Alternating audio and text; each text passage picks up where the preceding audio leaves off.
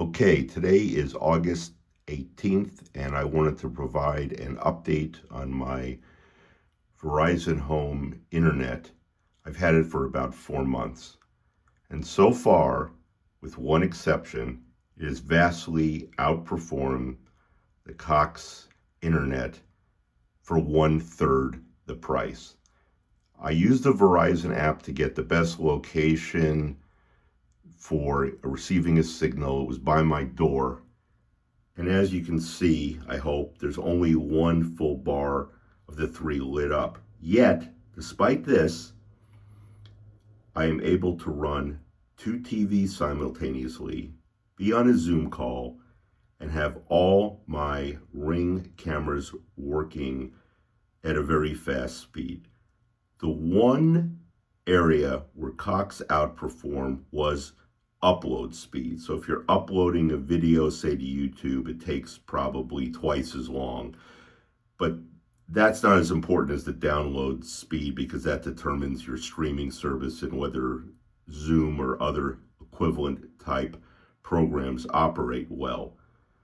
Now, when I was out of town during this 4-month period for 5 weeks, at the end of the 4th week, the Verizon router stopped working.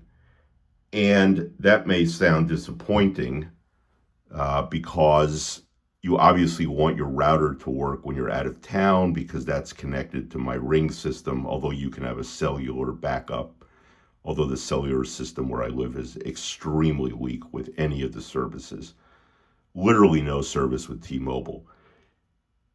But with Cox, sometimes I would leave town, and after 2 or 3 days, the router would go out and I would have no service.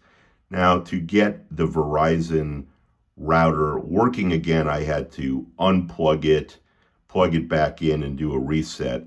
But again, still vastly superior than Cox. Cox was charging me $155 a month for unlimited internet. With Verizon, it's $55 a month for unlimited.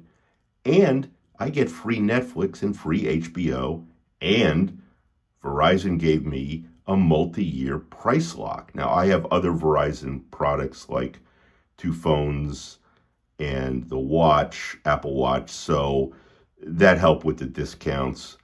And I also have an over 55 discount and a direct reduction from my bank account discount. But here's the interesting thing. For 2 phones, my watch, the Verizon Home Internet, free Netflix, and free HBO, I'm paying about the same amount as I was paying just for the Cox Internet.